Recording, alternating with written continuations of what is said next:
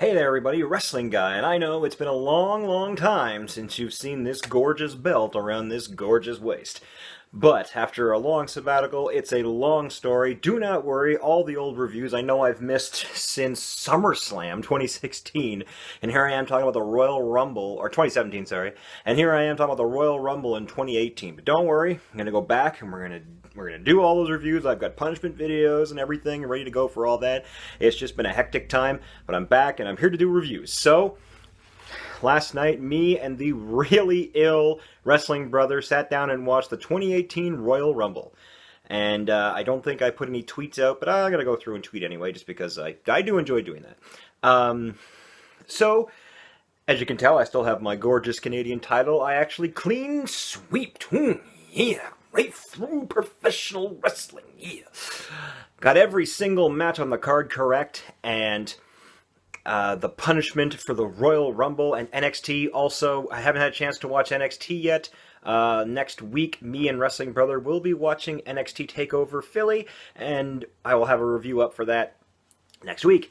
But for the Royal Rumble, the punishment is there is a Twitter account called, I'm going to put a link in the description, at Gourmet Hot Takes. They post some interesting things that they find from people up on Twitter with some questionable at best opinions. We're going to take 5 of the best ones, and Wrestling Brother is going to have to try and decipher what it is they're talking about and what it is they mean.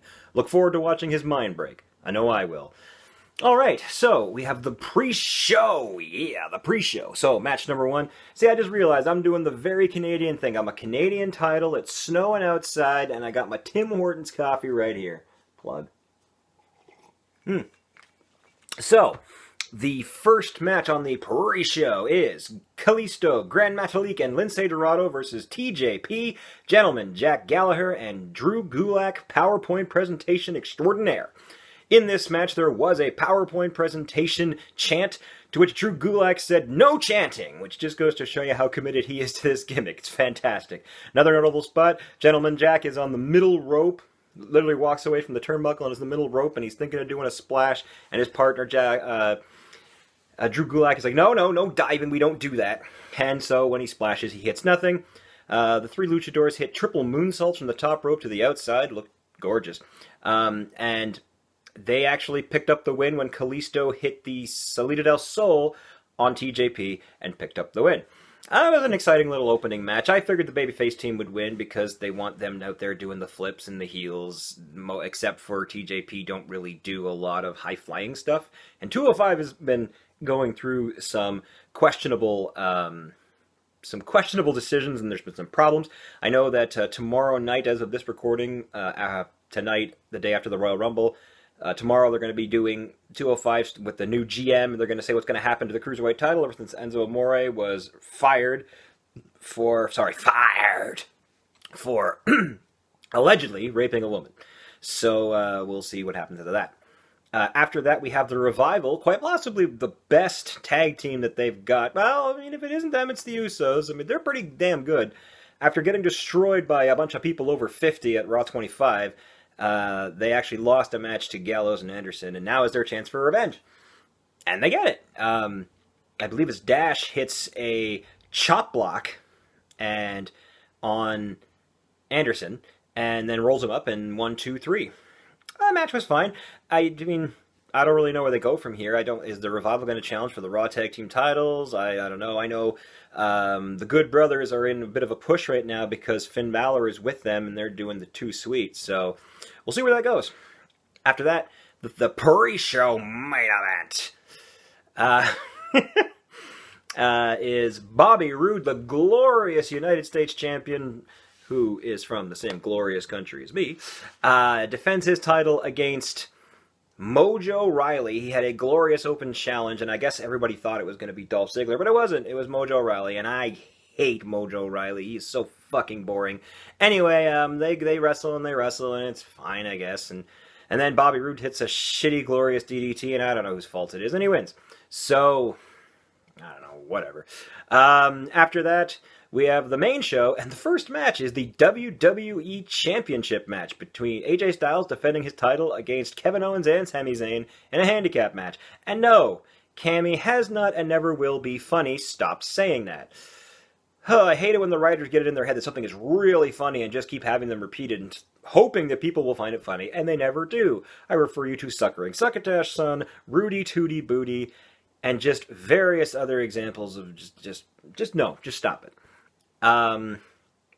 They have a match, and I mean, to be fair, never really, I mean, these guys are all good wrestlers, but the story is just kind of, there was no dissension between Kevin and Sammy, so they basically just beat on AJ until he could make his own comeback. At the end, and everyone also thought that Shane and Daniel Bryan were going to run out and interfere, and they didn't.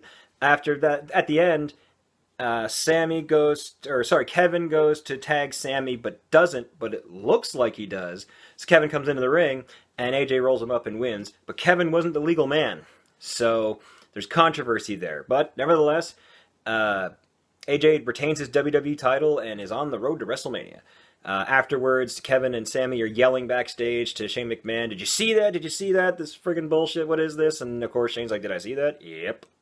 Because they've been doing the yep movement, and it's funny. Anyway, after that, we have the Usos, who I said earlier, they might be the best tag team in the WWE right now, defending their SmackDown Tag Team Championships against Chad Gable and Shelton Benjamin. Chad Gable has been on the run of his career. He has just been fantastic with his just feats of strength, herking up Big E, herking up Rusev, and the moonsaults that are on point, and just the suplexes and the way that he carries himself in the ring. He is surprisingly quick and powerful for a guy his size. And Shelton Benjamin is good too, but he's kind of older. I believe he's almost 45 years old. And look, I'm not saying that Shelton is a bad wrestler. He certainly isn't. I don't think he can keep up with, I think Chad Gable's not even 30, and the Usos might be like 31. So it's a bit of an age difference. But a surprising, this match was really good. Well, the first half of it was really good. This 2 out of 3 falls match didn't break 15 minutes. And on top of which, the Usos won 2 straight. I guess that means that Chad Gable and Shelton are inferior, so there's that. So they got the dueling super kicks in the Chaos Series suplexes, and at one point they've got Chad and Shelton have Jimmy, and they do that thing where one picks him up for a powerbomb, and the other one gives him like a bulldog to the floor. That had to hurt. But they get the super kick party, and there ain't no party like a super kick party, because a super kick party don't stop. And they actually get the pin on Chad, and then literally a minute and a half later, they get another pin on Chad, and they win.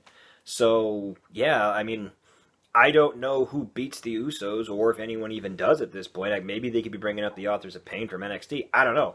But right now, like they say, they've got the division on lock. They're unstoppable.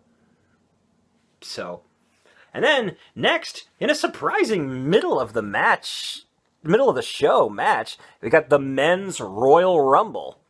So, yeah. First person out is... they got Jerry Lawler doing commentary, and his contribution is occasionally saying a funny thing. And that's pretty much it. The first person out is Rusev, who is insanely over, and they will not push him. I do not understand why. They love this guy, so I don't get it. Second person out is Finn Balor with his coat. He always seems very pleased when he pops up the collar. And these two proceed to have a really fun match up until number 3, which is Rhino the Man-Beast.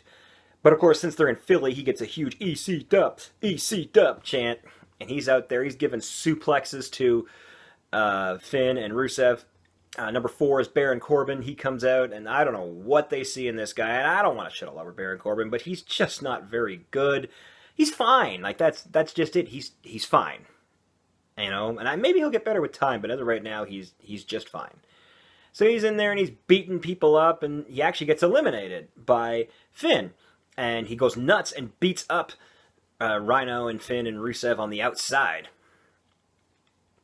And then the next number in is Heath Slater, baby, who's got kids, and nobody seems to care.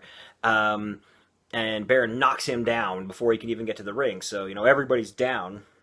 And then we have, ladies and gentlemen, Elias. And Elias comes out, and he kicks Heath Slater on his way down, and Elias does his song until people come back in the ring and start wrestling him. After that, we have number 7, I'm guessing spoilers because I haven't seen NXT yet, but gee, I wonder, NXT World Champion Andre Cien Almas comes out and joins the fray. So I guess he retained his title. I was trying to avoid spoilers. That'll come back again. And he's out there, and he's actually got a really good showing for himself. After that, number 8 is the Eater of Pins, Bray Wyatt. He comes out, and he is doing his thing, and he's having a feud with Woken Matt Hardy, and we'll see. Yes! And, well, anyway. Number 9 is Big E Langston of the New Day. He gets out there, and, I forgot, Bray Wyatt throws Heath Slater into the barricade on the outside. Big E comes out, and he tries to give Heath Slater pancakes. Bitches. And he gets in the ring and basically just goes from there. Number 10 was supposed to be the Perfect 10, Ty Dillinger, but he gets beat up by Cammy. See, now I'm doing it. Sami Zayn and Kevin Owens, and then Kevin's like, I got this, and Sami's like, no, I got this. And Sami is now number 10. So we've substituted one Canadian for another. So, I mean, there you are. After that, number 11 is Sheamus, who has a tag title match later. He comes out, he grabs Heath Slater, throws him in the ring, and then Heath Slater immediately clotheslines Sheamus right back out, like within 4 seconds. And then they're like, it's Sheamus's birthday. And I'm like, well, happy birthday to you, Sheamus. He's gone. So, and then Heath Slater immediately gets dumped by, I believe it's Bray Wyatt who dumps him. So he's gone. No, actually, I'm wrong. It's Almas. No, I was right, Bray Wyatt. Anyway, sorry. After that, we have Xavier Woods of the New Day coming out there, giving people his roaring elbow. I think he does that quite well, actually. After that, number 13, Apollo Crews to silence, because nobody really... I mean, nothing against him, but he doesn't really have any momentum going for him, so... after that, number 14, the artist, Shinsuke Nakamura, comes out and immediately just starts kicking people in the face and, doing his thing. And I love Shinsuke. He was actually my pick to win the whole thing. Will I be correct? Let's find out.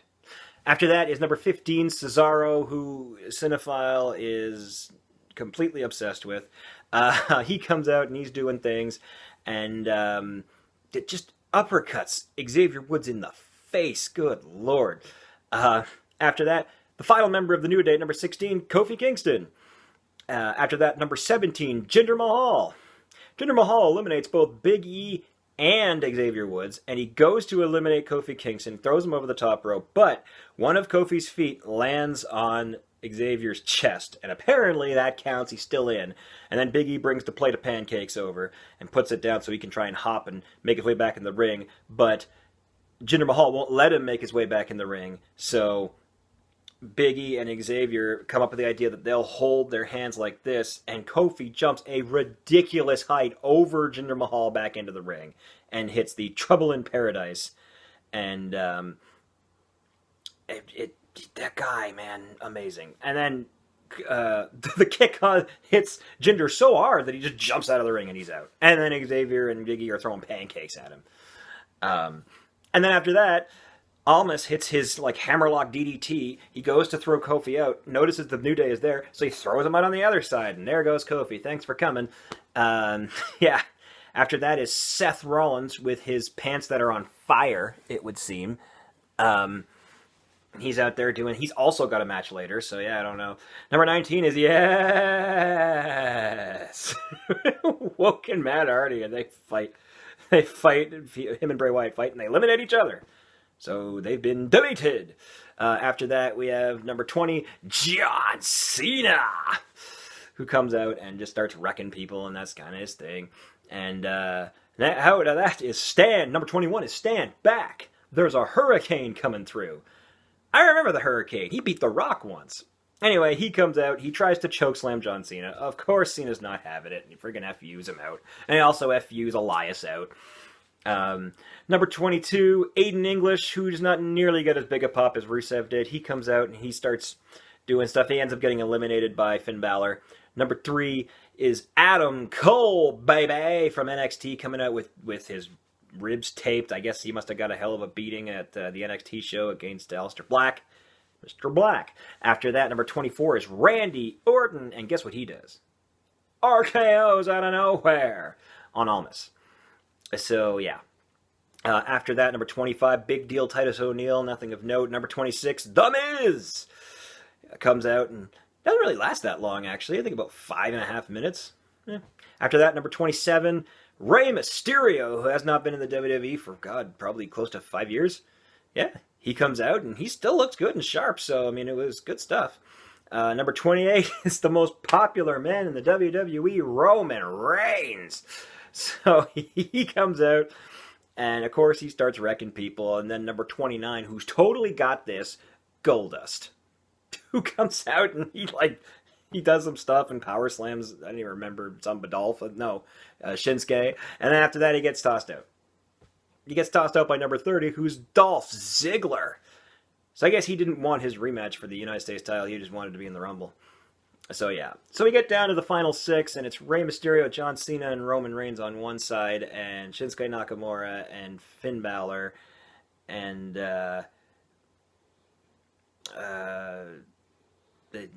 sorry, that's only 5. But yeah, down to the final 5, and then sorry. Finn Balor gets tossed by Shinsuke, who was my bro's pick. He was quite displeased with that. Randy Orton gets tossed, and then it gets down to the final 4. You got Roman Reigns, or the final 3. You got Roman Reigns, John Cena, and Shinsuke Nakamura. Shin boots John Cena in the face. Out he goes. But not before, I forgot to mention this one spot, not before Finn steps on Shinsuke's throat. My God, that was gross.